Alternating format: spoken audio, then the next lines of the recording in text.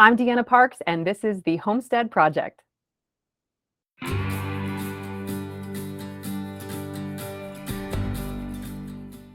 Welcome back, guys. This is video number 11, and I am so excited to be talking about the financial plan for the Homestead Project. Who loves to talk about money? I do. This is building the framework for how we are going to get started with the Homestead Project and the exciting things that are ahead. So there are three things that I want to cover in this video. One is that this fundraiser that is coming up in 2 weeks. This is just throwing out the net. This is helping us to get the word out and growing a fan base basically for the Homestead Project, people who are willing to financially get behind this big idea and being able to help the orphans and the youth of Missouri, but also perhaps the wider part of the United States. So this is just getting the word out, and this is growing that supporting list so that when we go to investors, we can say, hey, we have so many people who are willing to get behind this financially. Even as small as a $10 donation, there are people who are willing to get behind this. So it's really, really important that if you have any heart for this at all and you want to help save the orphans, that you get behind this and you help us to build this project, okay? So that is the first thing. And the second thing is that there will be more fundraising in the future, obviously. So we are going to start small. Our initial plan is just to fundraise for the legal fees, to cover a site survey for the 36 acres that we have. It's to cover website costs and logos and branding, so that it's just getting that initial process going. So we're going to plan to raise about $15,000. That's our hope. But then we also have, that's a more immediate need also, is acquiring that 36 acres that's close to that schoolhouse that we want to use. So that cost is $500,000.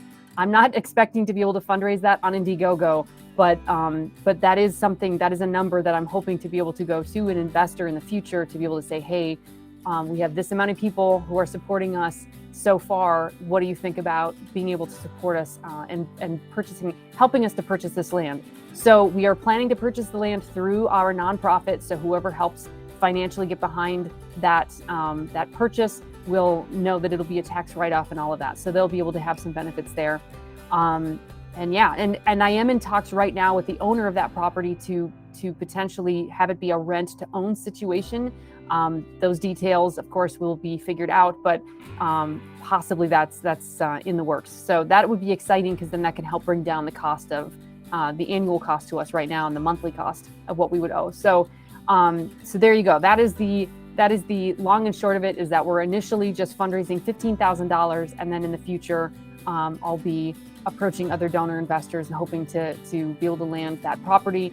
And then, of course, there's actually building property on that 36 acres. So we want to build a dormitory. We want to have single family housing, at least 30 homes on that property, hopefully, where we can have the families who are supporting the youth and supporting all of the goings on with the school. So that is the initial plan for those 36 acres. And then there's always the possibility of acquiring land in the Perryville area that would be covering and helping us to build the Homestead Project out in nature, out in the middle of nowhere, which in Perryville is like 10 minutes.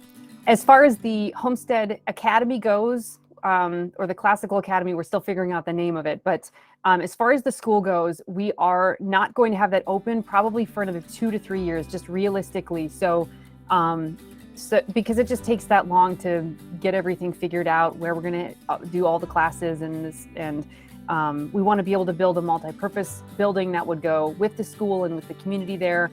And so there's just a lot that has to get done. So that's going to take at least realistically 2 to 3 years.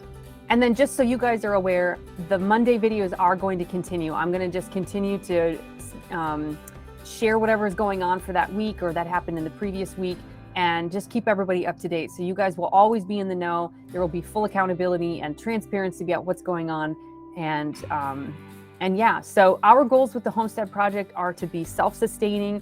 We're trying to build a better quality of life for orphans, have that forever home, that they don't have to be split up, that they're with a community of people who are willing to support them and love on them, and they get to stay even after graduation. So there's that beautiful community feel for the orphans. And then, of course, for filmmakers too, because they need that, especially if you're coming out from California or New York.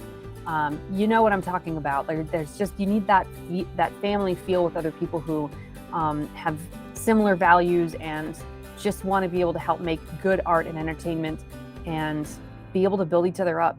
So that is the vision with the Homestead Project, and we are so excited to be moving forward with this.